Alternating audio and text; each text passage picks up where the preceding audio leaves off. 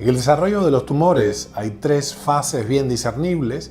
La primera de ellas, avascular, ese crecimiento, ese pequeño grumo de no más de 2 milímetros cúbicos de tejido neoplásico, no puede progresar, no puede seguir su desarrollo, su crecimiento sin generar una nueva red vascular. Este proceso se conoce como neoangiogénesis, neo por nuevo, angiogénesis, para diferenciarlo de la vasculogénesis o la construcción primaria, original, primitiva de los vasos sanguíneos que irrigan, es decir, aportan sangre y drenan, es decir, sacan también sangre, por supuesto, de los órganos. La vasculogénesis es un proceso normal. La neoangiogénesis, en cambio, es un proceso peculiar que solo ocurre de manera fisiológica después de que un tejido es dañado. Un tejido vivo, sano, es dañado por alguna herida, un corte, una abrasión, una destrucción de cualquier origen. Y el proceso de reconstrucción del tejido requiere la formación de nuevos vasos, minúsculos vasos sanguíneos, que le proveen de una red vascular y también linfática. Eso es interesante. No solo hay neoangiogénesis, sino neolinfogénesis. Bueno, esta fase primaria avascular es seguida, si proceden ciertos procesos, de una fase vascular primaria, donde el tumor empieza a producirse, por ciertas señales que ahora veremos, esta nueva vasculatura, lo cual aporta ingentes cantidades de materias primas y energía al tumor, que entonces puede ejecutar su mandato interno, esas células, de crecer desenfrenadamente para un propósito que originariamente, según nuestro criterio, es la solución de una herida, la reparación de un daño orgánico.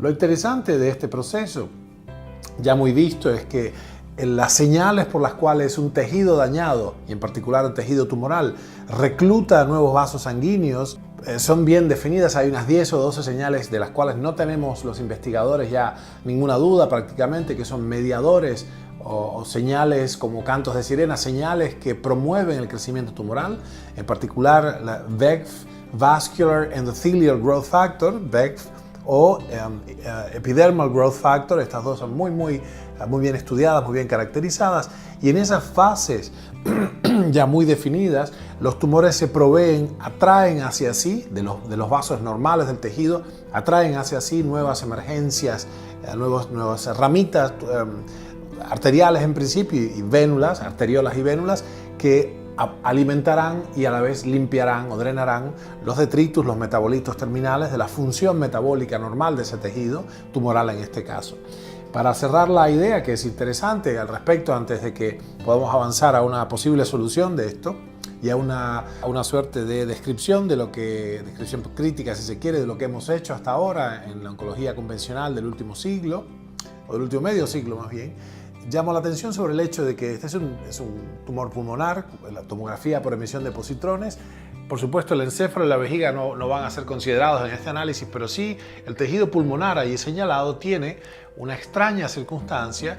Este es el SV, el valor estandarizado de captación, pero en su núcleo, si lo pueden apreciar, tiene un core necrótico, es decir, hay una zona nuclear del tumor que corresponde con la masa, un poco difícil de percibir en esta foto, pero no necesariamente equidistante de los bordes del tumor, su crecimiento no es simétrico, pero en el núcleo mismo del tejido tumoral, de pronto hay una suerte de holocausto tumoral. Es decir, se muere súbitamente, se necrosa el tejido. ¿Por qué esto es así? Esto se conoce como fallo distributivo en nuestro grupo, y este es el resultado de un crecimiento demasiado acelerado en la margen proliferativa del tumor, demasiado acelerado relativo a la capacidad instalada vascular. El término demasiado en este caso es indefinido. Voy a precisarlo diciendo que me refiero a que es demasiado acelerado el crecimiento de las márgenes proliferativas del tumor relativo a la capacidad instalada, es decir, a la capacidad de la vasculatura tumoral de reconocidas deficiencias, porque tienen varias peculiaridades, anastomosis arteriovenosas, cul-de-sacs, etc. Y entonces el proceso que tiene lugar acá es que el crecimiento demasiado rápido de las márgenes proliferativas del tumor supera la capacidad de delivery, por así decirlo, la capacidad logística del núcleo del tumor de recibir suficientes nutrientes. El oxígeno no tiene ninguna competencia en este caso. Por supuesto, usualmente las señales propiciatorias que inician la neoangiogénesis, la neovascularización, implican también el HIF o HIF factor inducible por hipoxia, pero no es un problema para las células cancerosas la falta de oxígeno, no lo precisan mayormente.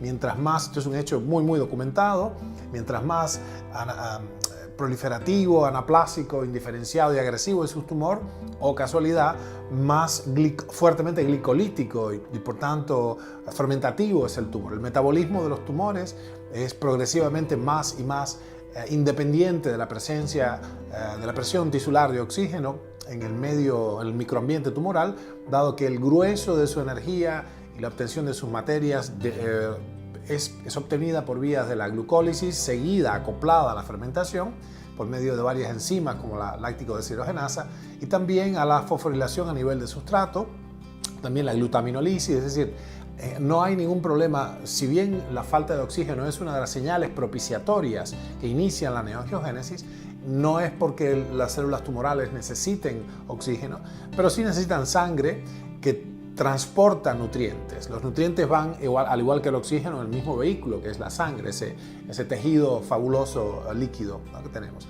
Así que bien, esta es la cuestión de la neoangiogénesis. Lamentablemente, las drogas en las cuales hemos tenido nuestras esperanzas cifradas hace unos 20 años, las drogas angiostáticas, inhibitorias de este proceso, que se han desarrollado del lado de la medicina más convencional y clásica, de la oncología clásica, como las que terminan bevacizumab, etcétera, sorafenib, etcétera. Hay una plétora de drogas con diferentes dianas moleculares, pero aquellas que específicamente se han desarrollado para producir un bloqueo de la angiogénesis han resultado ser, infelizmente, muy tóxicas y esencialmente ineficaces. Hay otras avenidas terapéuticas posibles. Se sabe que extractos como la baicaleína, que es el principio activo de la Scutellariae baicalensis, han probado ser inhibitorias en altas dosis. El ascorbato de sodio en altas dosis, en altas concentraciones en el intersticio, ha probado ser también inhibitorio. Se lo probó nuestra amiga Nina Mikirova allá en Wichita, Kansas, trabajando ahora.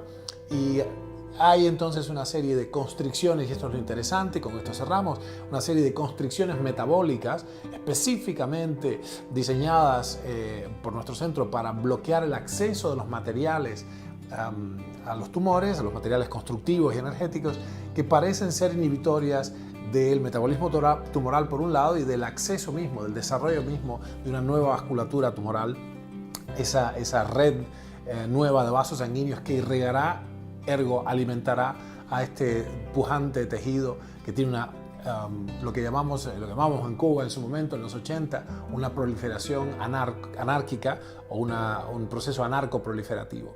Así que bueno, es una idea que aún tiene valor, la idea de Judah Folkman de inhibir los procesos neoangiogénicos, pero tendremos que explorar en esta década que ya empezó nuevas avenidas farmacológicas para que los angiostáticos que desarrollemos de ahora en más sean no solo eficientes, sino también básicamente inocuos, ¿no? Así que seguiremos informando.